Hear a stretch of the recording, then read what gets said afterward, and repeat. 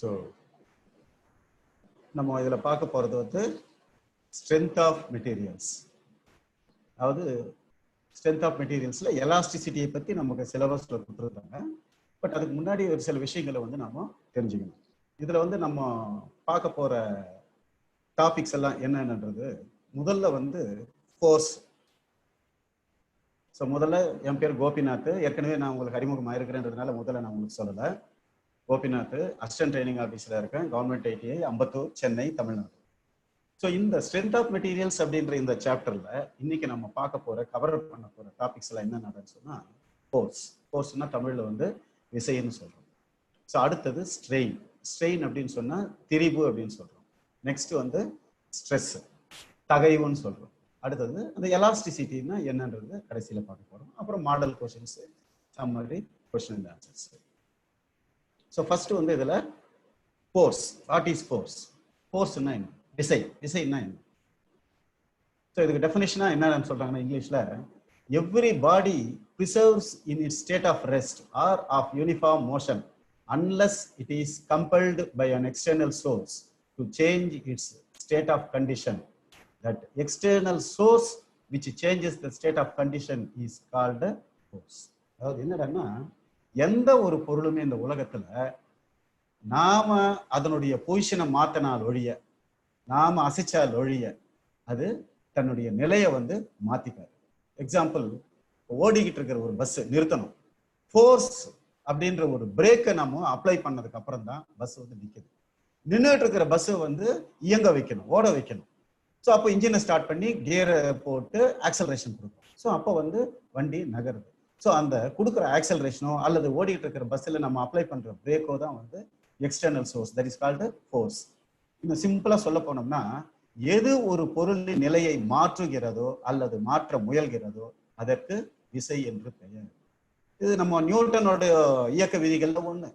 மெயினா இந்த ஃபோர்ஸை பத்தி தான் அந்த இயக்க விதிகள்ல வருது.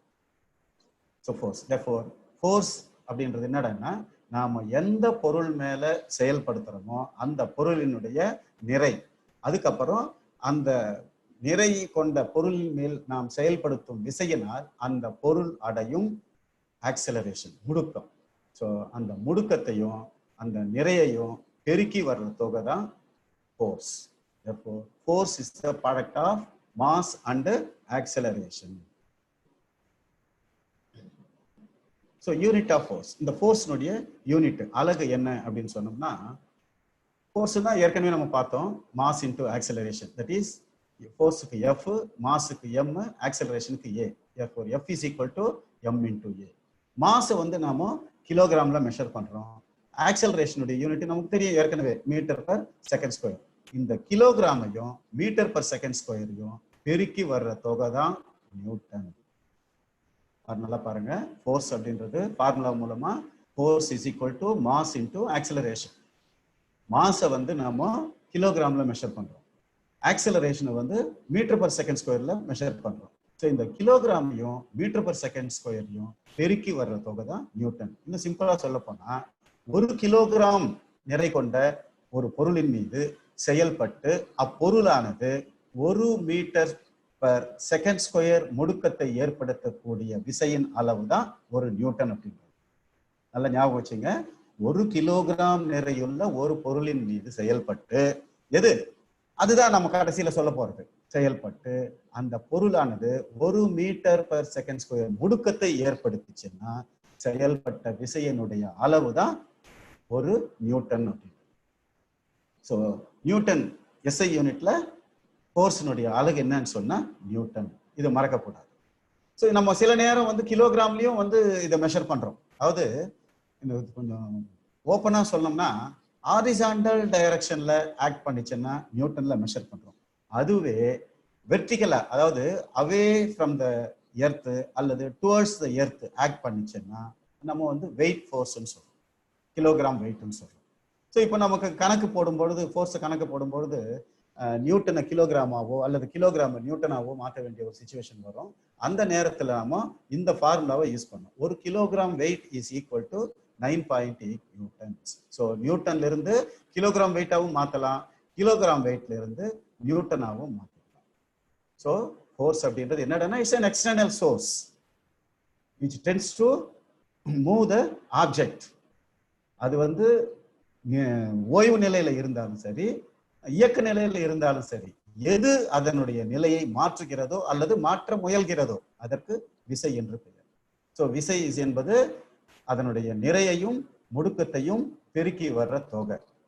அதனுடைய யூனிட் வந்து எஸ்ஐ யூனிட்ல நியூட்டன் சொல்றோம். ஓகேயா? ஸோ ஒரு நியூட்டன், ரைட், ஒரு கிலோகிராம் வெயிட்ல இருந்து நியூட்டனுக்கு மாத்தினா 9.8 மல்டிப்ளை பண்ணணும். அதுவே நியூட்டன் இருந்து கிலோகிராம் வெயிட்டுக்கு கன்வெர்ட் பண்ணா அந்த நியூட்டனால டிவைட் பண்ணணும். ஸோ அடுத்தது நம்ம என்னென்ன விதமான ஃபோர்ஸுகள். ஸோ அதாவது இது ஒன்றும் பெரிய இது இல்லை, அந்த ஃபோர்ஸ் எப்படி ஆக்ட் பண்ணுதோ அதை வச்சு நம்ம அது ஒரு பேர் கொடுக்குறோம். So for example longitudinal force, நீல வாக்கில் செயல்படக்கூடிய விசைகள். ஷியர் ஃபோர்ஸ், வெட்டுவதற்காக செலுத்தப்படும் விசைகள். டார்ஷனல் ஃபோர்ஸ், முறுக்கல் ஏற்படுத்துவதற்காக நம்ம ஏற்படுத்துற விசை. பெண்டிங் ஃபோர்ஸ், ஒரு பொருளை பெண்ட் ஆக்கிறதுக்காக நாம செயல்படுத்துற விசை. அல்லது அடுத்தது வால்யூமெட்ரிக் ஃபோர்ஸ், ஒரு பொருளினுடைய கன அளவை மாற்றம் அடைவதற்காக செயல்படுத்தக்கூடிய விசைகள் வால்யூமெட்ரிக் ஃபோர்ஸ். ஸோ இன்னும் இருக்கு. முக்கியமா நம்ம இதுல பார்க்க போறது வந்து longitudinal force, shear force, torsional force, bending force and volumetric force. So இப்போ ஃபர்ஸ்ட் வந்து நம்ம லாஞ்சிடியூடினல் ஃபோர்ஸ் அப்படின்னு என்னன்னு பார்க்குறோம். லாஞ்சிடியூடினல் ஃபோர்ஸ் அப்படின்றது என்னடான்னா, ஒரு பொருளினுடைய அச்சிற்கு இணையாக செயல்படக்கூடிய விசை. ஒரு பொருளினுடைய அச்சிற்கு இணையாக. இப்போ இது வந்து ஒரு சிலிண்ட்ரிக்கல் ராட். ஸோ இந்த சிலிண்ட்ரிக்கல் ராடுடைய ஆக்சிஸ் அப்படின்னு சொன்னோம்னா சென்டர்ல இந்த டைரக்ஷன்ல இங்க சென்டர்ல இருக்கும். ஸோ இந்த ஆக்சிஸுக்கு பேரலா, அதாவது இழுத்தம் ரெண்டு பக்கமும் இழுக்கிறேன்னா இட்ஸ் கால்டு புல்லிங் ஃபோர்ஸ். அப்படியே இருக்கணும்னா இட்ஸ் கால்டு கம்ப்ரசிவ் ஃபோர்ஸ். இருக்க விசை. அழுத்தும் போது ஏற்படுறது, இருக்கிறப்போ ஏற்படுறது வந்து இருக்க விசை. புல் பண்றப்போ ஏற்படுறது வந்து இழு விசை.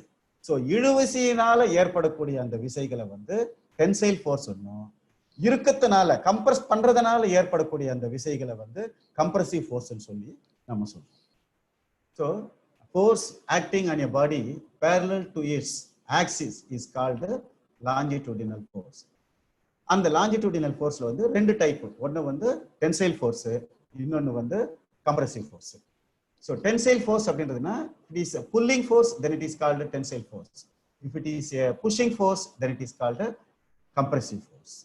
ஸோ ரெண்டு விதமான ஃபோர்ஸ் லாஞ்சிடியூடினல் ஃபோர்ஸ்ல. ஸோ இந்த படத்தில் உங்களுக்கு நல்லா தெளிவாக தெரியும். ஸோ ஒரு ராடு, அந்த ராடினுடைய ஆக்சிஸுக்கு பேரலா ரெண்டு பக்கமும் அவே ஃப்ரம் த டைரக்ஷன், ஒன்றுக்கு ஒன்று ஆப்போசிட் டைரக்ஷன் இருக்கு, புல் பண்ணுறோம். ஸோ இதுங்க கீழே பார்த்தீங்கன்னா கம்ப்ரஸ் பண்ணுறோம், ரெண்டுத்தையும் அந்த ஆப்ஜெக்ட் மேலே கம்ப்ரஸ் பண்ணுறோம். ஸோ இந்த பக்கமும் வந்து இதுமே பாடி மேலேயே செயல்படுது, இந்த பக்கமும் வந்து பாடி மேலேயே செயல்படுது. ஸோ இந்த மாதிரி ஒரு விசை செயல்பட்டுச்சுன்னா பொருள் வந்து கம்ப்ரஸ் ஆகும். அதனால கம்ப்ரசிவ் ஃபோர்ஸ் சொல்றோம். அடுத்தது ஷியர் ஃபோர்ஸ் சொல்றோம், பின்னாடி நான் அதை எக்ஸ்பிளைன் பண்றேன். ஸோ வெட்டுவதற்காக. ஓகேயா? ஸோ அடுத்தது the force acting on a body perpendicular to its axis equally in opposite directions is called a shear force. ஏற்கனவே நம்ம பார்த்தது லாஞ்சிடியூடினல் ஃபோர்ஸ், இப்போ பார்க்கிறது shear force. Force acting on a body, acting on a body perpendicular to its axis equally in opposite directions is called a shear force. Due to this action, the body experiences failure by shear and the two parts of it pushed away in different directions. அதாவது இந்த விசை செயல்படுறதுனால பொருள்கள் வெட்டுப்பட்டு இரண்டு துண்டுகளாக்கப்பட்டு தனித்தனியா வெவ்வேறு திசைகள்ல அனுப்பப்படும். அதனால shear பண்ணுது. ஷியர் பண்றதுக்காக நாம இதுக்கு முன்னாடி ஒரு படம் உங்களுக்கு காமிச்சேன். இதுல பாத்தீங்கன்னா ஷியர் ஃபோர்ஸ். இந்த ஷியர் ஃபோர்ஸ்ல வந்து அதாவது இந்த பக்கம் ஒரு ஃபோர்ஸ் ஆக்ட் பண்ணுது, இந்த பக்கம் ஒரு ஃபோர்ஸ் ஆக்ட் பண்றதுனால இது ஷியர் ஆகுது. ஓகே, ஸோ இதை வந்து ஷியர் ஃபோர்ஸ்ன்னு சொல்றோம். Force acting on a body perpendicular to its axis equally in opposite directions is called a shear force. Due to this action, the body experiences failure by shear and the two parts of it pushed in different direction.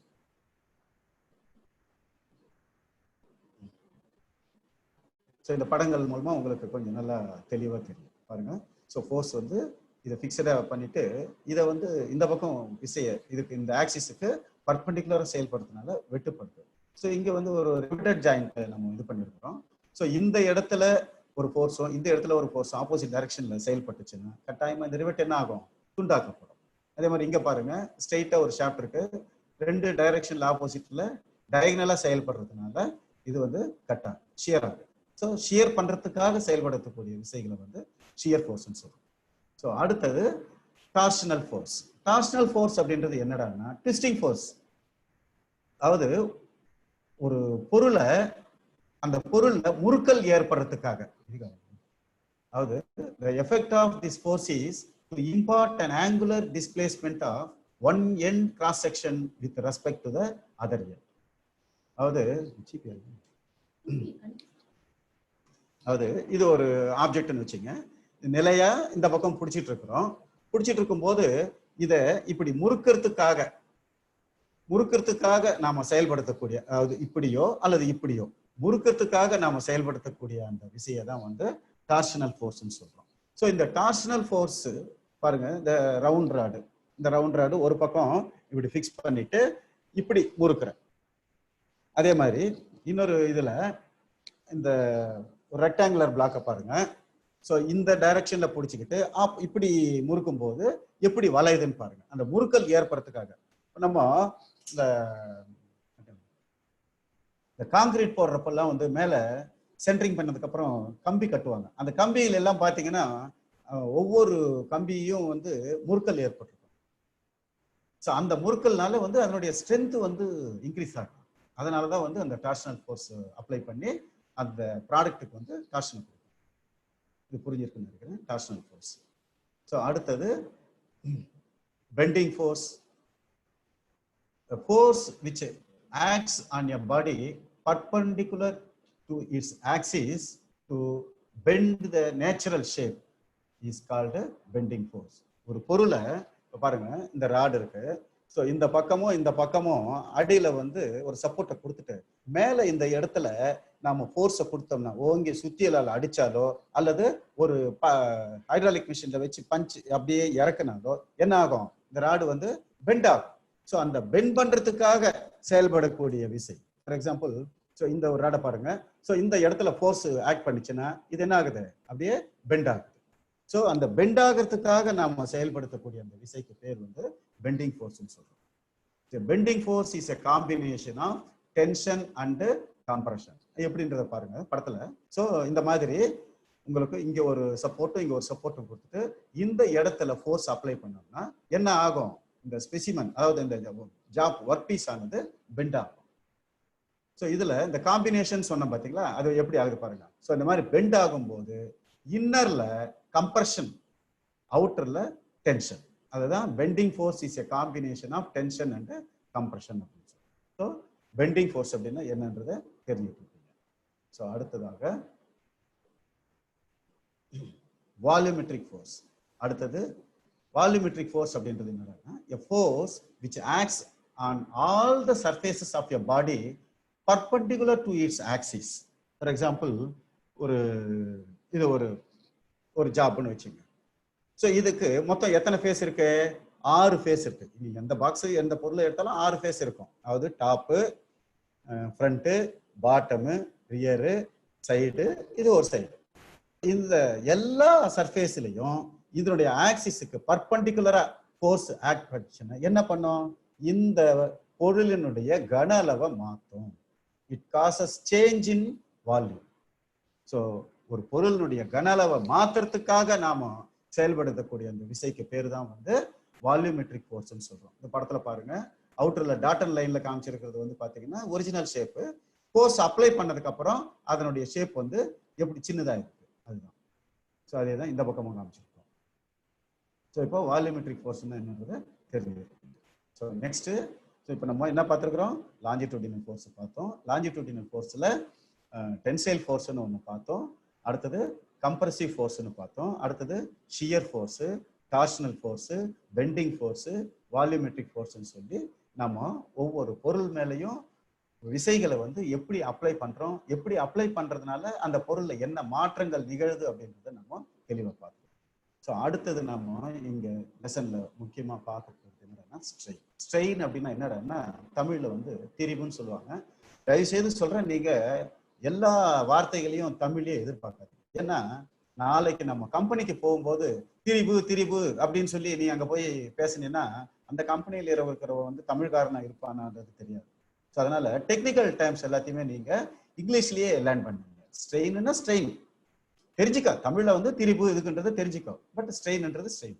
So இப்போ strain அப்படின்னா என்ன? Strain அப்படின்றது என்ன அப்படின்னு சொன்னா deformation of a material body under the action of forces to cause a change of form or size in the application of external forces. அதாவது ஒரு பொருளின் மேல விசைகளை செயல்படுத்தும்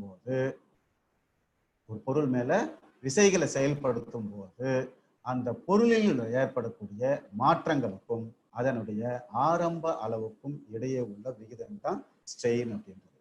strain is a measure of material deformation in response to an applied force and denoted by the letter epsilon. So இதனுடைய symbol வந்து நம்ம third letter E மாதிரி குறிக்கலாம், எப்சிலான் சொல்லுவோம். அப்போ ஸ்ட்ரெயின் அப்படின்றது என்னடான்னு சொன்னா நல்லா பாருங்க, இந்த ஷாஃப்ட்ல பாருங்க. ஒரு நார்மலா இந்த ப்ளூ கலர்ல இருக்கிற இந்த ஷாஃப்டை வந்து ரெண்டு பக்கமும் ஃபோர்ஸ் கொடுத்து நம்ம இருக்கிறதுனால அதனுடைய கனம் குறைஞ்சி நீளம் அதிகரிக்கும். ஸோ நீளம் வந்து கேபிட்டல் எல்லா இருக்கிற நீளம் கேபிட்டல் எல் பிளஸ் இங்கே கொஞ்சம் அதிகரிச்சிருக்கு, ரெண்டு சேர்ந்து இன்க்ரீஸ் ஆன நீளம்னு சொல்லுவோம். ஸோ அந்த ரெண்டுத்துக்கும் இடையே உள்ள விகிதத்தை தான் நம்ம என்னன்னு சொல்றோம், ஸ்ட்ரெயின் அப்படின்னு சொல்றோம். Strain is equal to change in dimension by original dimension. அதாவது சிம்பிள்ல சொன்னோம்னா டிஎல் பை எல். டிஎல்ன்றது change in dimension. Change in dimension நல்லா தெரிஞ்சுங்க.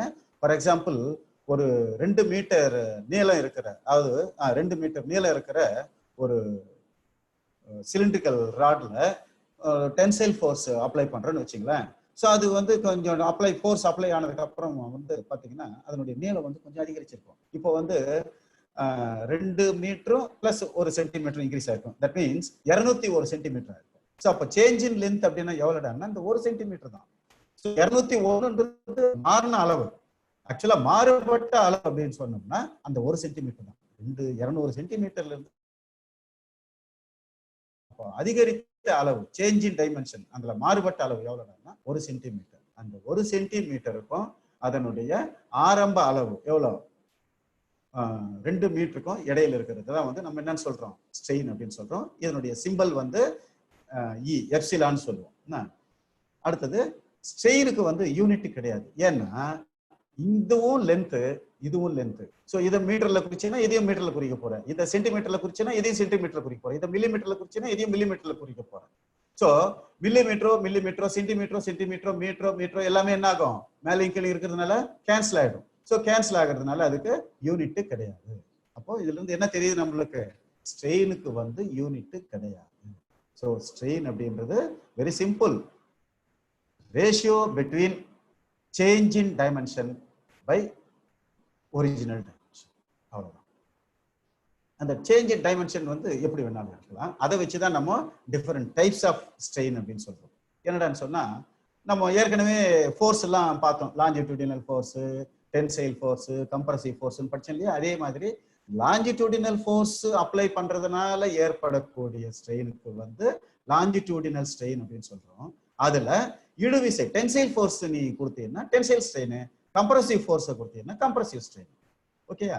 அடுத்தது லேட்டரல் ஸ்ட்ரெயின் சொல்றோம், அடுத்தது ஷியர் ஸ்ட்ரெயின் சொல்றோம், அடுத்தது வால்யூமெட்ரிக் ஸ்ட்ரெயின் சொல்றோம். இது different types of strains.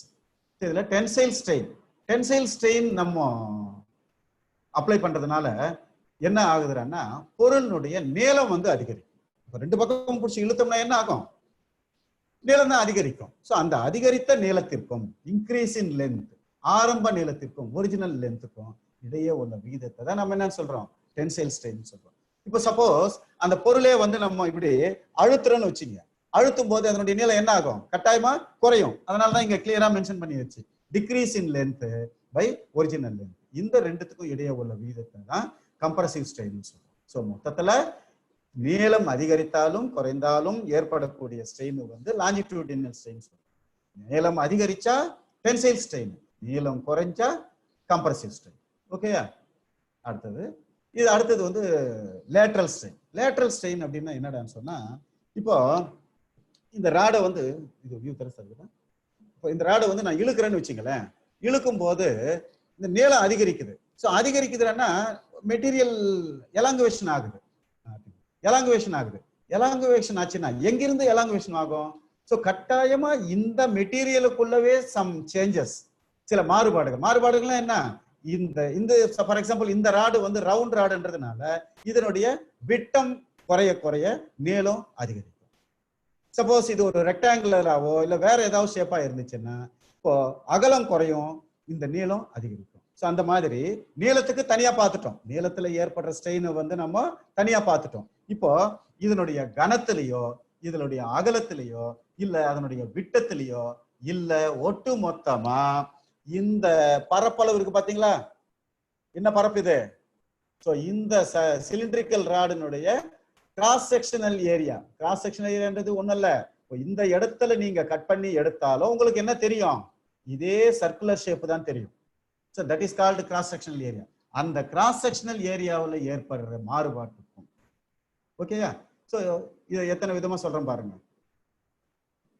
Change in cross sectional area by original area, அதாவது அதனுடைய குறுக்கு வெட்டு பரப்பளவில் ஏற்படும் மாறுபாட்டிற்கும் அதன் ஆரம்ப பரப்பளவிற்கும் இடையே உள்ள விகிதத்தை தான் வந்து லேட்ரல் ஸ்ட்ரெயின் சொல்றோம். அதே நேரத்துல அதனுடைய விட்டத்தில் ஏற்படும் மாறுபாட்டிற்கும் அதன் ஆரம்ப விட்டத்திற்கும் இடையே உள்ள விகிதத்தையும் சொல்லலாம். அதே நேரத்துல அதனுடைய அகலத்தில் ஏற்படும் மாறுபாட்டுக்கும் ஆரம்ப அகலத்துக்கும் இடையே உள்ள விகிதம் சொல்லலாம். அல்லது அதனுடைய கனத்தில் ஏற்படும் மாறுபாட்டிற்கும் அதன் ஆரம்ப கனத்திற்கும் இடையே உள்ள விகிதத்தை லேட்ரல் ஸ்ட்ரெயின் சொல்லலாம். இப்ப புரிஞ்சுதுங்களா? லேட்ரல் ஸ்ட்ரெயின்ன்றது வந்து அதாவது நீளத்தை விட்டுட்டு அந்த பொருள்ல இருக்கிற மீதி அளவுகள். ஸோ மீதி அளவுகளும் போது ஒரு சர்க்குலர் ஷாஃப்ட் ஆகிருந்துச்சுன்னா டயமீட்டர்ல சேஞ்ச், ஒரு ரெக்டாங்குலர் பிளாக் ஆகிருந்துச்சுன்னா அதனுடைய விட்த்ல சேஞ்ச் ஏற்படலாம் அல்லது அதனுடைய திக்னஸ்ல சேஞ்ச் ஏற்படலாம். ஸோ இந்த மாதிரி ஏற்படுற அந்த சேஞ்சஸுக்கும் அதனுடைய ஒரிஜினல் டைமென்ஷனுக்கும் இடையே உள்ள விகிதத்தை தான் லேட்ரல் ஸ்ட்ரெயின் சொல்றோம். புரியுதுங்களா? ஸோ நெக்ஸ்ட் அடுத்தது போல ஷியர் ஸ்ட்ரெயின். ஷியர் ஸ்ட்ரெயின்ன்றது ஒன்றும் கிடையாது. இதே மாதிரி ஷியர் ஃபோர்ஸ் கொடுக்கறதுனால பொருள்கள் வெட்டுப்படும். ஸோ அந்த வெட்டுப்படுற பொருளுக்கும் அதனுடைய ஆரம்ப பொருளுக்கும் இடையே உள்ள விகிதத்தைன்னு சொல்றோம். அடுத்தது வால்யூமெட்ரிக் ஸ்ட்ரெயின். ஸோ ஒரு ஃபோர்ஸ் அப்ளை பண்றதுனால அதனுடைய கன அளவுல மாற்றம் ஏற்படும். ஸோ அந்த மாறுபட்ட கன அளவிற்கும் அதன் ஆரம்ப கன அளவிற்கும் இடையே உள்ள விகிதத்தை தான் வந்து வால்யூமெட்ரிக் ஸ்ட்ரெயின் சொல்றோம். ஓகே. அடுத்தது பாய்சன்ஸ் ரேஷியோ. இது மிக முக்கியமானது. பாய்சன்ஸ் ரேஷியோ அப்படின்றது என்னன்னா the ratio of lateral strain to the longitudinal strain within elastic limit is known as Poisson's ratio and usually denoted by 1/m, where the value of m lies between 3 and 4 for the most of the metals. அதாவது Poisson's ratio அதாவது இங்கிலீஷ்ல definition கொஞ்சம் லென்த்தியா இருக்கு. Very simple. Lateral ஸ்ட்ரெயினுக்கும் longitudinal ஸ்ட்ரெயினுக்கும் இடையே உள்ள விகிதத்தை தான் Poisson's ரேஷியோன்னு சொல்றோம். ஸோ இதை வந்து 1/mன்னு குறிக்கிறோம். இந்த எம்னுடைய மதிப்பு எவ்வளவு இருக்குன்னா 3 அல்லது 4க்குள்ள இருக்கும். மோஸ்ட்லி நிறைய மெட்டலுக்கு நம்ம அன்றாடம் உபயோகப்படுத்துற பல விதமான மெட்டலுக்கு வந்து இந்த எம்னுடைய வேல்யூ வந்து பாத்தீங்கன்னா 3 to 4. So for Poisson's ratio is equal to lateral strain by longitudinal strain. இவ்வளோ டெஃபினிஷனை நீ மனப்பாடம் பண்ணுன்ற அவசியமே கிடையாது. Poisson's ரேஷியோன்னா என்ன, லேட்ரல் ஸ்ட்ரெயின் என்னன்னு பார்த்தோம். அதுக்கு மாதிரி லாஞ்சிடியூடினல் ஸ்ட்ரெயின், இந்த ரெண்டுத்துக்கும் இடையே உள்ள விகிதம். இதுவும் ஸ்ட்ரெயின், இதுவும் ஸ்ட்ரெயின். ஸோ ஸ்ட்ரெயினுக்கு ஆல்ரெடி உனக்கு இது கிடையாது, எது யூனிட் கிடையாது, இந்த ஸ்ட்ரெயினுக்கும் யூனிட் கிடையாது. அப்போ இட்ஸே ஒரு நம்பர், அவ்வளவுதான். ஸோ அந்த நம்பர் எவ்வளவு இருக்குன்னா நிறைய உலோகங்களை பார்க்கும்போது 3ல இருந்து 4க்குள்ள இருக்கும். இந்த ஸ்ட்ரெயின் வந்து ஒரு படத்து மூலமா உங்களுக்கு எக்ஸ்பிளைன் பண்ணி பாருங்க.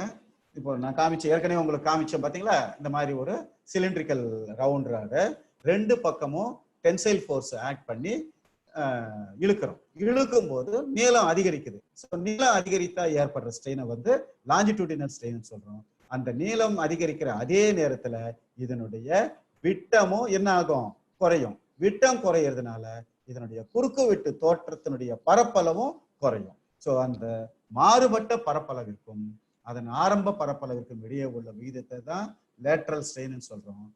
மாறுபட்ட நீளத்திற்கும் ஆரம்ப நீளத்திற்கும் இடையே உள்ள விகிதத்தை தான் லாஞ்சிடியூடினல் ஸ்ட்ரெயின் சொல்றோம். இந்த ரெண்டு ஸ்ட்ரெயினுக்கும் இடையே உள்ள விகிதத்தை தான் பாய்சன்ஸ் ரேஷியோ.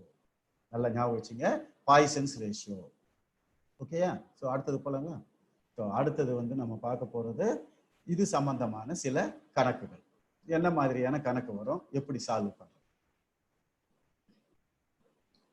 ஸோ சம் என்னடான்னு சொன்னா, what is the tensile strain if a force of 3.2 kilonewton is applied to a bar of original length 2800 mm extends the bar by 0.5 mm. So முதல்ல கொஷினை வந்து நமக்கு இங்கிலீஷ் தெரியுதோ இல்லையோ 4 தடவை கொஷின் நாம படிச்சாலே அட்லீஸ்ட் நமக்கு ஒரு 4-5 வார்த்தையாவது மனசுல ஞாபகத்துக்கு வரும். அந்த நேரத்துல வாத்தியார் கிளாஸ்ல பாடம் நடத்தும் போது இது சம்பந்தமா ஏதாவது 2-3 வார்த்தையாவது உங்க மனசுல நிற்கும். ஸோ அதோட இதை கோரிலேட் பண்ணி பார்த்தீங்கன்னா கொஷின் ஈஸியா நம்மளால புரிஞ்சுக்கணும். ரொம்ப சிம்பிளான question. What is the tensile strain? அதாவது டென்சைல் ஸ்ட்ரெயின் இழுவிசை ஏற்படும் போது ஏற்படக்கூடிய ஸ்ட்ரெயின். இந்த ஸ்ட்ரெயின் எவ்வளோன்னு கேட்கலாம். எதுக்கு? ஒரு 2800 மில்லிமீட்டர் நீளம் கொண்ட ஒரு ராடு மேல 3.2 கிலோ நியூட்டன் விசையை செயல்படுத்துறதுனால அந்த ராடினுடைய நீளம் வந்து எவ்வளவு எக்ஸ்டெண்ட் ஆகுது? 0.5 மில்லிமீட்டர் எக்ஸ்டெண்ட் ஆகுது. இதுதான் அவங்க கொடுத்துருக்கிற டேட்டா. அதாவது 2800 மில்லிமீட்டர் நீளம் கொண்ட, அதாவது 2800 மில்லிமீட்டர் நீளம் அப்படின்னு வச்சு அசியூம் பண்ணிக்கலாம். ஸோ இது மேல வந்து 3.2 kilo newton of tensile force இழுவிசையை நம்ம செயல்படுத்துறதுனால என்ன ஆகுது? இதனுடைய நீளம் வந்து 0.5 mm வந்து இன்க்ரீஸ் ஆகும். ஸோ அப்படின்னா அங்க டென்சைல் ஸ்ட்ரெயின் எவ்வளவு ஏற்படுச்சு? சார் நமக்கு ஏற்கனவே நம்ம பார்த்தோம் ஸ்ட்ரெயினுக்கு என்ன formula. Strain epsilon is equal to change in length by original length. So change in length DL by L அப்படின்றோம். ஸோ இந்த சேஞ்ச் இன் லென்த்ன்றது கணக்குல கிளியரா கொடுத்துருக்கான். 0.5 mm. ஒரிஜினல் நீளம் வந்து 2800 mm. இதுல ஒண்ணு நீங்க நல்லா மனசுல ஞாபகம் வச்சிருக்கணும். எப்பவுமே 2 டைமென்ஷனும் ஒரே மாதிரியா இருக்கணும். சில நேரம் என்ன பண்ணுவாங்க, இது 2.8 மீட்டர்னு சொல்லிடுவாங்க, இதை வந்து 0.5 mm சொல்லிடுவாங்க. ஸோ இது மீட்டர்ல இருக்கும், இது மில்லிமீட்டர்ல இருக்கும். அந்த மாதிரி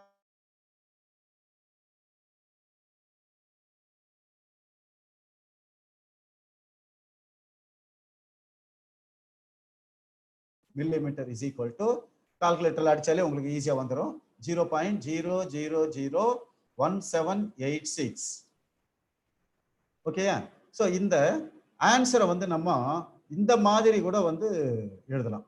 அதாவது இங்க இது ஒன்றும் இல்லை, பாருங்க 1.786 × 10⁻⁻4 நான் மென்ஷன் பண்ணியிருக்கேன். ஆன்சர் வந்து சில நேரம் உங்களை குழப்பறதுக்காக இந்த ஃபார்மேட்லையும் கொடுக்கலாம். இது ஒன்றும் கிடையாது. இந்த புள்ளிய நம்பர் எங்க ஆரம்பிக்குதோ அதுக்கு பக்கத்துல கொண்டு போய் ஷிஃப்ட் பண்ணிட்டு. ஸோ இங்க இருக்கிற புள்ளியை நான் என்ன பண்ணியிருக்கேன், இங்க 1ல இருந்தா நம்பர் ஆரம்பிக்குது. ஸோ இந்த இடத்துக்கு ஷிஃப்ட் பண்ணியிருக்கிறேன். அப்ப எத்தனை நான் ஸ்தானம் தள்ளி இருக்கிறேன்? 1 2 3 4 4 ஸ்தானம் ரைட் சைட்ல தள்ளி இருக்கிறேன். அதாவது வகுத்திருக்கிறதுனால இதை வந்து -4ன்னு காமிக்கிறேன். புரியுதா? இப்போ சயின்டிபிக் கால்குலேட்டர்ல அடிச்சீங்கன்னா உங்களுக்கு இதே மாதிரியே வரும் ஆன்சர். நார்மல் சாதாரண கால்குலேட்டர்ல அடிச்சீங்கன்னா இந்த மாதிரி ஆன்சர் வரும். ஸோ ஆனா உனக்கு ஆப்ஷன்ல கொடுத்துருக்கிற ஆன்சர் இப்படியும் இருக்கலாம், இப்படியும் இருக்கலாம். எப்படி கொடுத்தாலும் அதை கன்வெர்ட் பண்ற திறமை வந்து நம்மளுக்கு இருக்கணும். ஓகே? ஸோ அடுத்த கணக்கு பார்க்கலாமா?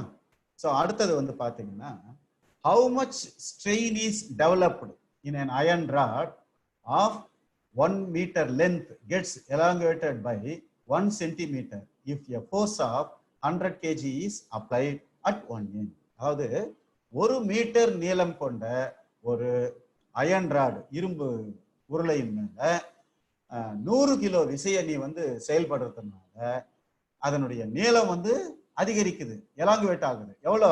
1 சென்டிமீட்டர் எலாங்குவேட் ஆச்சுன்னா எவ்வளோ ஸ்ட்ரெயின் டெவலப் பண்ணியிருக்கிறோம் அப்படின்னு சொல்லி கேள்வி கேட்கிறாங்க. இதுல நமக்கு ஏற்கனவே பார்த்த மாதிரி தான். ஸ்ட்ரெயினுக்கு என்ன formula? Change in length by original length. நீளத்தில் ஏற்பட்ட மாறுபாடு பை ஆரம்ப நீளம். சோ இங்க நீளத்தில் ஏற்பட்ட மாறுபாடு தனியா கொடுத்துருக்கான், 1 சென்டிமீட்டர்னு அவனே கொடுத்துருக்கான். ஆனா ஆரம்ப நீளம் இங்க நான் போன கணக்குல சொன்னேன் பாத்தீங்களா, 1 மீட்டர். சோ மீட்டரா இருக்கு, இங்க வந்து சென்டிமீட்டரா இருக்கு. சோ இதை என்ன பண்ணணும், நீளத்தினுடைய அலகை வந்து மாத்திக்கணும், சென்டிமீட்டரா கன்வெர்ட் பண்ணிக்கணும். கன்வெர்ட் பண்ணும்போது 1 மீட்டருக்கு 100 centimetre. therefore 1 centimetre by 100 centimetres. Centimetre cancel ஆயிடுது. 1/100 = 0.01. ஸோ இதையே தான் மறுபடியும் இந்த ஃபார்மேட் கொஞ்சம் மாற்றி அமைச்சிருக்கிறேன். அதாவது நம்பர் ஆரம்பிக்கிறதுக்கு பக்கத்துல இந்த புள்ளியை ஷிஃப்ட் பண்ணியிருக்கிறேன். 1 2 ஸ்தானம். ஸோ -2ன்னு மென்ஷன் பண்ணுறேன். ஸோ உங்களுக்கு புரிஞ்சிருக்கும்னு நினைக்கிறேன். ரொம்ப ஈஸியா இதுல மார்க் எடுக்கலாம் இந்த மாதிரி கணக்குங்கள்ல. அடுத்தது நம்ம பார்க்க போறது ஸ்ட்ரெஸ்.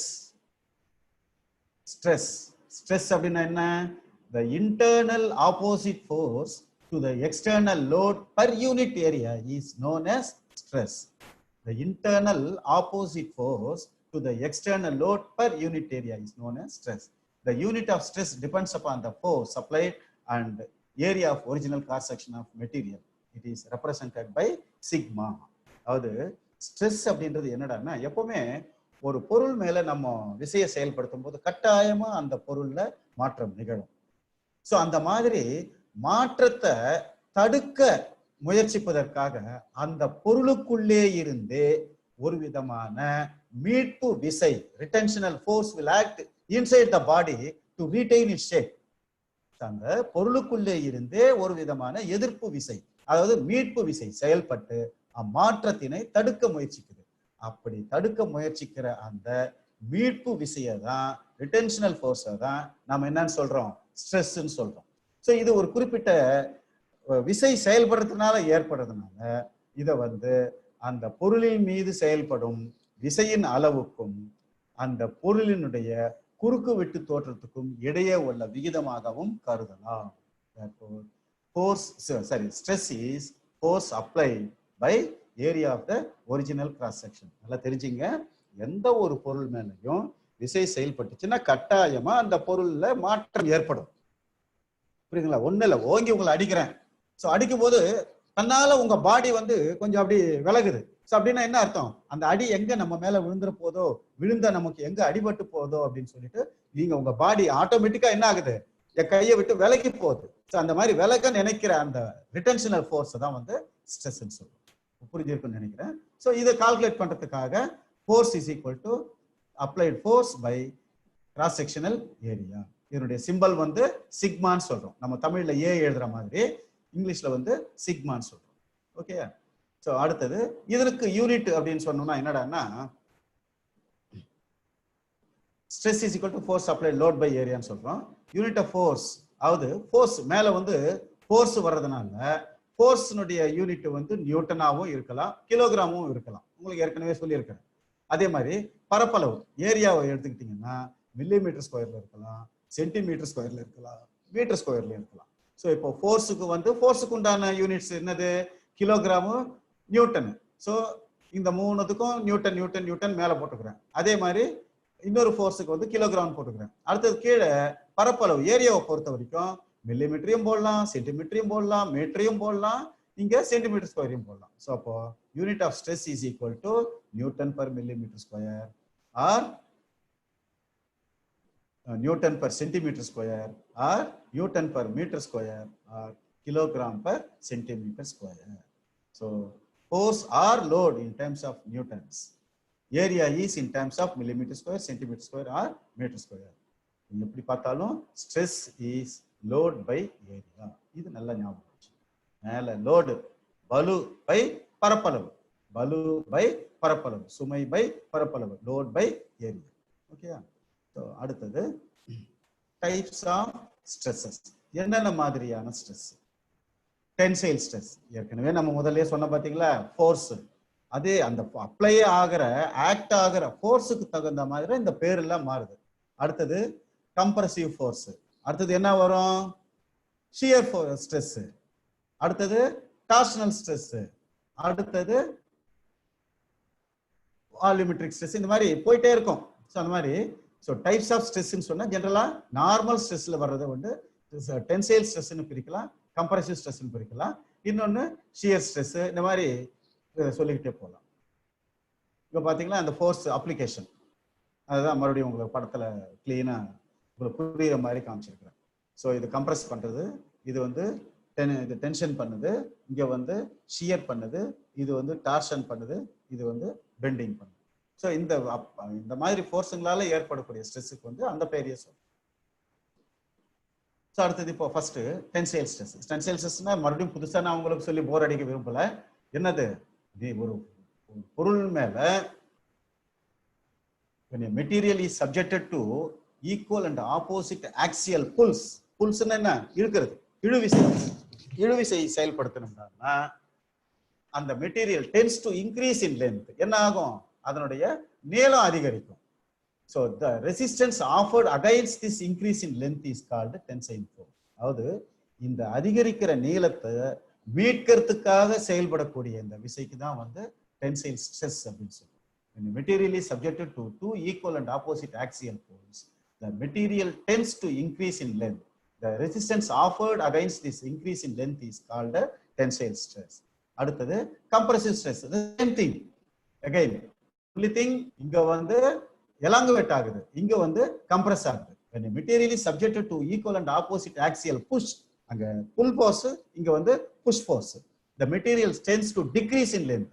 So இந்த push force ஏற்படுறதுனால உங்களுக்கு மெட்டீரியலுடைய நீளம் என்ன ஆகும்? குறையும். The resistance offered against this decrease in length is called compressive stress. அடுத்தது shear stress.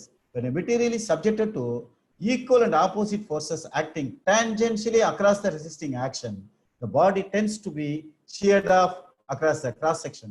The stress is included is called shear stress. And then torsional stress. When a shaft is subjected to action of two equal and opposite couples acting in parallel planes, இந்த மாதிரி ஒன்று பிடிச்சிக்கிட்டு இப்படி ஒரு torsion effect, torsion force நம்ம வந்து இங்கே activate பண்ணோம்னா the shaft is set to in torsion. The stress is set up by the torsion is known as torsional stress. So there are different types of stresses. இது வந்து pulling force act பண்ணுது, இங்கே compression push force act பண்ணுது, இங்கே வந்து load சென்ட்ரலாக கொடுக்கறதுனால bend பண்ணுறதுக்கு bending force act பண்ணுது. ஸோ இங்கே டார்ஷன் இந்த பொருட்களை முறுக்கல் ஏற்படுறது, இங்கே வந்து ஷியர் பண்ணுறதுக்காக ஏற்படுற ஃபோர்ஸ். அடுத்தது இது சம்பந்தமா சில சம்ஸ் ரிலேட்டட் ப்ராப்ளம்ஸ். ப்ராப்ளத்தை நல்லா படிக்கிறேன், கவனிங்க. What force will be required to punch a hole of 10 mm dia in 1 mm thick plate if the allowable shear stress is 50 newtons per millimeter square? அதாவது இங்க நல்லா கவனிங்க, ஒரு 10 mm dia ஹோல்ல பஞ்ச் பண்ணணும். அதாவது ட்ரில்லிங் மிஷின்ல வச்சு ட்ரில் பண்றது இல்லை. ட்ரில்லிங் மிஷின்ல ட்ரில் பண்ணோம்னா ஸ்லோவா ஃபோர்ஸை வந்து நம்ம கொடுத்துக்கிட்டே இருப்போம், ட்ரில் பிட் வந்து இன்க்ரீஸ் ஆகிட்டே போவோம். But here we are what operation we are applying? Punching operation. So இந்த இடத்துல ஒன்று நீ நல்லா மனசுல வச்சுக்கணும். ஸோ நம்ம ஏற்கனவே ஸ்ட்ரெஸ் அப்படின்றது வந்து என்னன்னு பார்த்தோம், ஃபோர்ஸ் பை ஏரியான்னு பார்த்துருக்குறோம். ஸோ பிளேட்டினுடைய திக்னஸ் கொடுத்துருக்காங்க 1 mm கொடுத்துருக்குறாங்க, அடுத்தது டயமீட்டர் கொடுத்துருக்குறாங்க 10 mm, ஸ்ட்ரெஸ் கொடுத்துருக்குறாங்க. So stress is equal to force by area. இவன் எவ்வளோ கேட்குறாங்க, ஃபோர்ஸ் எவ்வளோ ஃபோர்ஸ் தேவைப்படுதுன்னு கேட்குறான். ஸோ இந்த இதுல இருந்து அப்படியே கிராஸ் மல்டிபிகேஷன் பண்ணீங்கன்னா force is equal to shear stress into area. Shear stress வந்து அவனே கொடுத்துட்டான் 50 நியூட்டன் பெர் மில்லிமீட்டர் ஸ்கொயர்னு. ஸோ இப்போ நம்ம ஷியர் ஏரியா தான் கண்டுபிடிக்கணும். நார்மலா ஏரியா இது ரவுண்ட் ராட் அப்படின்னு நீங்க πr ஸ்கொயர்னு எடுத்துக்கூடாது. ஏன்னா அது வந்து வெறும் ஏரியா கால்குலேட் பண்றதுக்காக சர்க்குலரா பண்றது. பட் இது பஞ்சிங்னா த்ரூ அவுட் இட் டெப்த், அதனுடைய டெப்த்துக்கு ஃபுல்லா அந்த ஃபோர்ஸ் வந்து அப்ளை ஆகணும். அப்போ அதுக்கு ஃபார்முலா நம்ம என்ன யூஸ் பண்ணணும்னா சர்க்கம்ஃபரன்ஸ் இன்டு திக்னஸ். இது கொஞ்சம் நல்லா ஞாபகம் வச்சுங்க. ஸோ ஏரியா அப்படின்னு தானே ஃபார்முலா சொன்னாரு, இதுக்கு ஏன் மறுபடியும் சர்க்கம்ஃபரன்ஸ் இன்டு திக்னஸ் சொல்றாருன்னு நீ சந்தேகப்படக்கூடாது. நாம வந்து தொலை போடுறோம் அப்படின்னு சொன்னா ட்ரில்லிங் மிஷின்ல ஸ்லோவா தொலை போட போறது இல்லை, அப்படியே ஒரு ஹைட்ராலிக் பிரஸ்ல வச்சு ஒரே அடி டமால் அடிச்சோம்னா பஞ்ச் ஹோல் வந்து பஞ்ச் ஆயிடும். ஸோ அந்த மாதிரி த்ரூ அவுட் த டெப்த்துக்கு அந்த ஃபோர்ஸ் அப்ளைகபிள் ஆகணும் அப்படின்றதுனால இந்த இடத்துல ஃபார்முலா வந்து நம்ம மாத்துறோம். So circumference into thickness. So pi டிடின்னு சொல்றோம். ஸோ பையனுடைய வேல்யூ அவனே கொடுத்துட்டாங்க. ஸோ 22/7 இன்டு திக்னஸ் வந்து டயா வந்து 10 mm இன்டு திக்னஸ் வந்து 1 mm சொல்றாங்க. மல்டிப்ளை பண்ணினா 31.43 மில்லிமீட்டர் ஸ்கொயர். இப்போ ஏரியாவை தனியாக கண்டுபிடிச்சிட்டோம். இங்க force is equal to stress into area. Stress அவங்க கொடுத்துட்டான் 50ன்னு சொல்லிட்டு ஏரியா நம்ம கண்டுபிடிச்சிட்டோம் 31.43 மில்லிமீட்டர் ஸ்கொயர். ரெண்டுத்தையும் பெருக்கணும்னா 1571.4 நியூட்டன்ஸ். ஸோ அடுத்த கணக்கு நம்ம போகலாம். ஸோ இந்த கணக்குல என்ன அப்படின்னு சொன்னா, what is the tensile stress if a square rod of 10 mm side is tested for a tensile load of 1000 kg? அதாவது ஒரு 10 mm பக்கம் கொண்ட ஒரு ஸ்கொயர் ராட்ல 1000 கிலோ விசையை செயல்படுத்துறதுனால எவ்வளவு ஸ்ட்ரெஸ் ஏற்படுதுன்னு சொல்றாங்க. ஸோ லோடோ இல்ல ஃபோர்ஸோ 1000 kg, அந்த பக்கம் வந்து 10 மில்லிமீட்டர். 10 மில்லிமீட்டர் பக்கம் அப்படின்னா ஸ்கொயர்னுடைய ஃபார்முலா, பரப்பளவு ஃபார்முலா வந்து பக்கம் இன்ட்டு பக்கம், 10 × 10 100 millimetre square. So stress is equal to force into area. Force வந்து 1000 கிலோ, பக்கம் பரப்பளவு வந்து 100 மில்லிமீட்டர் ஸ்கொயர். 1100 வகுத்தீங்கன்னா 10 வரும். அந்த ஃபோர்ஸ்னுடைய யூனிட் அப்படியே இங்க வரும் 10 kg per millimeter square. The answer is 10 kg per millimeter square. So அடுத்தது அல்டிமேட் டென்சைல் ஸ்ட்ரெஸ், யூடிஎஸ் சொல்லுவாங்க. ஸோ யூடிஎஸ் அப்படின்றது என்னடான்னா, அதாவது மேக்சிமம் ஸ்ட்ரெஸ், அதிகபட்ச டென்சைல் ஸ்ட்ரெஸ் தான் வந்து யூடிஎஸ் அப்படின்னு சொல்றது. Ultimate stress is defined as the maximum stress that material can withstand before rupture or breakdown when a load is applied. ஒரு பொருளின் மேல விசை செயல்படுத்தும் போது பொருள் முறிவு ஏற்படுவதற்கு முன்னாடி, கட் ஆகிறதுக்கு முன்னாடி எந்த அளவுக்கு அதிகபட்ச தகைவை தாங்குதோ அதை தான் யூடிஎஸ், அல்டிமேட் டென்சைல் ஸ்ட்ரெஸ் சொல்றோம். அடுத்தது ஒர்க்கிங் ஸ்ட்ரெஸ் அல்லது சேஃப் ஸ்ட்ரெஸ் கூட சொல்லலாம். இது என்னடா அப்படின்னு சொன்னா, பாதுகாப்பிற்கான அனைத்து காரணங்களையும் கருத்தில் கொண்டு ஒரு பொருளை நடைமுறையில் அனுமதிக்கக்கூடிய ஸ்ட்ரெஸ். அதாவது ஃபார் எக்ஸாம்பிள், இப்போ ஒரு பஸ் இருக்குன்னு வச்சுங்களேன். பஸ் வந்து உங்களுக்கு கெப்பாசிட்டி வந்து மேல டிரைவருக்கு மேல பாத்தீங்கன்னா எழுதி வச்சிருப்பாங்க. ஸோ கெப்பாசிட்டி வந்து seating capacity 48 plus 2 driver and conductor plus stand is 20. So டோட்டலா 70 peoples are allowed to transport in the bus. ஆனா நம்ம 70 பேர் தான் போறோமா? இல்ல, 100 பேர் 150 பேர் போறோம். அப்போ அதிகமா போறோம். அதான் இந்த மேக்சிமம் ஸ்ட்ரெஸ்ஸை வச்சு டிசைன் பண்ணி இருப்பாங்க, புரியுதுங்களா? ஆனா அலவபிள் ஸ்ட்ரெஸ் அப்படின்றது அந்த 70 பேருக்கு தான். இதனாலதான் நம்ம ஒவ்வொரு வருஷமும் அந்த வண்டியை, அதாவது அது லாரி ஆனாலும் சரி, பஸ் ஆனாலும் சரி, நம்ம அரசாங்கத்தினுடைய நிறுவப்பட்ட ரீஜனல் டிரான்ஸ்போர்ட் ஆஃபீஸுக்கு கொண்டு போய் அந்த பஸ்ஸினுடைய இன்ஜின், பாடி, டயரு ஒவ்வொன்றுத்தையும் செக் பண்ணி அந்த ஆர்டிஓ சர்டிபிகேட் இஷ்யூ பண்ணதுக்கு அப்புறம் தான் நம்ம வந்து அந்த பஸ்ஸை வந்து பப்ளிக் யூஸுக்கு யூஸ் பண்றோம். அதனால ஒர்க்கிங் ஸ்ட்ரெஸ்ன்றது வந்து பாதுகாப்பு, சேஃப் ஸ்ட்ரெஸ். அல்டிமேட் ஸ்ட்ரெஸ்ன்றது வந்து மேக்சிமம் ஸ்ட்ரெஸ், அந்த மெட்டீரியல் தாங்கக்கூடிய மேக்சிமம் ஸ்ட்ரெஸ். அடுத்தது factor of safety. Factor of சேஃப்டின்றது என்னடான்னா, இந்த ரெண்டு ஸ்ட்ரெஸ்ஸுக்கும் இடையில உள்ள விகிதம் தாங்க, வேற ஒன்றும் கிடையாது. Ratio between UTS and WS is known as factor of safety. Ultimate tensile ஸ்ட்ரெஸ்ஸுக்கும் ஒர்க்கிங் ஸ்ட்ரெஸ்ஸுக்கும் இடையே உள்ள விகிதத்தை தான் ஃபேக்டர் ஆஃப் சேஃப்டின்னு சொல்றோம். ஓகேயா? ஸோ அடுத்தது இது சம்பந்தமா எலாஸ்டிசிட்டின்னு சொல்றோம். எலாஸ்டிசிட்டின்றது என்ன, ஏற்கனவே உங்களுக்கு சொல்லிட்டேன். ஒரு பொருளை மேல விசை செயல்படும் பொழுது பொருளினுடைய அளவுகள் அல்லது வடிவம் மாறும். பின் அந்த விசை விடுபட்ட பிறகு மீண்டும் அப்பொருள் தன் பழைய நிலையை அடையும் தன்மை. அது பாருங்க, இது ஒரு ரப்பர் பேண்டு. ஸோ இந்த ரப்பர் பேண்டு வந்து நார்மலா இப்போ ஒரு 7 சென்டிமீட்டர் இருக்குன்னு வச்சுங்களேன். ஸோ இதை நான் என்ன பண்றேன், இந்த 2 விரல்லையும் ஒரு எலாங்குவேஷன் பண்றேன். எலாங்குவேஷன் பண்றேன்னா என்ன, டென்சைல் ஃபோர்ஸை அப்ளை பண்றேன். அப்ளை பண்ணும்போது இதனுடைய ஷேப் வந்து மாறுது, இதனுடைய நீளம் வந்து அதிகரிக்குது. ஸோ அப்ளை பண்ற அந்த ஃபோர்ஸை வந்து ரிலீஸ் பண்ணிடுறேன், எடுத்துக்கும் போது மறுபடியும் it is regaining its original shape. அதனுடைய பழைய வடிவத்தை வந்து அது என்ன பண்ணுது, ரீகைன் பண்ணுது. ஸோ இந்த தன்மையை தான் வந்து நம்ம என்னன்னு சொல்றோம், எலாஸ்டிசிட்டின்னு சொல்றோம். இது நம்ம ஏற்கனவே மெட்டீரியல் சயின்ஸ்ல படிச்சிருப்போம். Ductility, malleability, brittleness, hardness, plasticity, elasticity, cohesiveness, adhesiveness. அதுல ஒரு பண்பு தான் இந்த எலாஸ்டிசிட்டி அப்படின்னு. ஸோ இங்கிலீஷ்ல இதனுடைய இதை நம்ம சொன்னோம்னா, when an external force or load acts on a body, the body tends to undergo some deformation. If the external force is removed and the body comes back to its original shape and size, then the body is said to be elasticity. So இதை ஒரு graph மூலமா, அதாவது நம்ம force கொடுக்கும்போது அதனுடைய நீளம் எலாங்குவேட் ஆகுது, அப்போ ஸ்ட்ரெயின் மாறுது. அதே மாதிரி அந்த பரப்பளவு மாறுதுனால அதனுடைய ஸ்ட்ரெஸ் மாறுது. இந்த லோடுக்கும் எலாங்குவேஷனுக்கும் இடையில, அதாவது ஸ்ட்ரெஸ்ஸுக்கும் ஸ்ட்ரெயினுக்கும் இடையில இருக்கிற அந்த ரிலேஷன்ஷிப்பை ஒரு கிராஃப் மூலமா பார்த்தோம்னா என்ன தெரியுதுன்னா பாருங்க, it is scene that a straight line relationship up to a point. ஒரு குறிப்பிட்ட தூரம் வரைக்கும் பாத்தீங்கன்னா அந்த கிராஃப் வந்து நேரா மேல போகும். அந்த பகுதியை தான் அது வந்து லிமிட் ஆஃப் ப்ரொபோர்ஷனாலிட்டின்னு சொல்றோம். அது பாயிண்ட் ஏன்னு சொல்றோம். அடுத்தது இப்ப பின்னாடி உங்களுக்கு படத்தை நான் காமிக்கிறேன். Beyond this limit is called elastic. இதுக்கு அடுத்து போகிறது தான் வந்து எலாஸ்டிக் லிமிட் அப்படின்றது.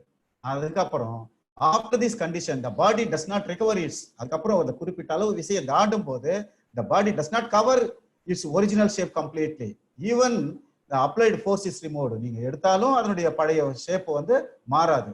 A little after this elastic limit, a slight stretch in the body, even with a slight increase in load.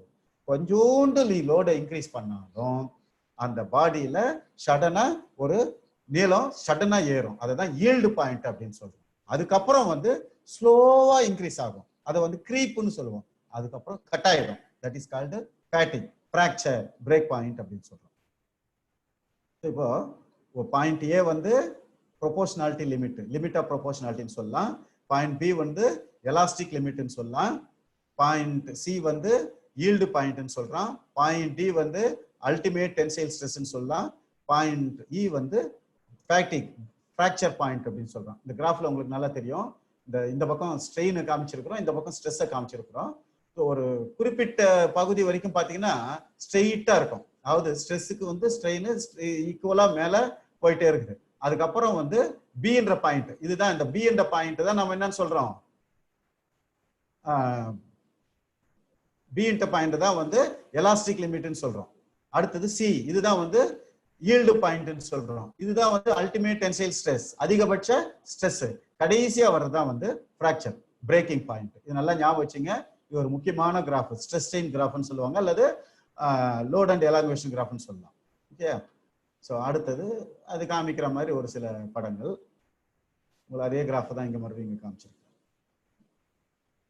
So இங்க பாத்தீங்கன்னா அதாவது ஒரு ஃபோர்ஸ் அளவுக்கு ஒரு எக்ஸ் அளவு நீளம் அதிகரிக்குது, 2 ஃபோர்ஸ் அளவுக்கு 2 எக்ஸ் அளவு நீளம் அதிகரிக்குது. அதாவது ஃபோர்ஸுக்கு தகுந்த மாதிரி அதனுடைய நீளமும் அதிகரிக்குது. இந்த ரிலேஷன்ஷிப்பை தான் ராபர்ட் ஹூக் அப்படின்ற ஒரு பெரிய சயின்டிஸ்ட் வந்து கண்டுபிடிச்சார். என்ன?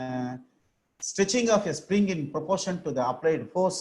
Hence Robert Hooke, a great scientist, found that the stress is directly proportional to the strain within elastic limit. மீட்சியல் எல்லைக்குள் ஒரு பொருளின் மீது செயல்படும் ஸ்ட்ரெஸ் ஆனது அதனுடைய ஸ்ட்ரெயினுக்கு நேர் விகிதத்தில் இருக்கும். Stress is directly proportional to strain அப்படின்னு சொன்னார். இதுதான் ஹூக்ஸ் லா அப்படின்றது.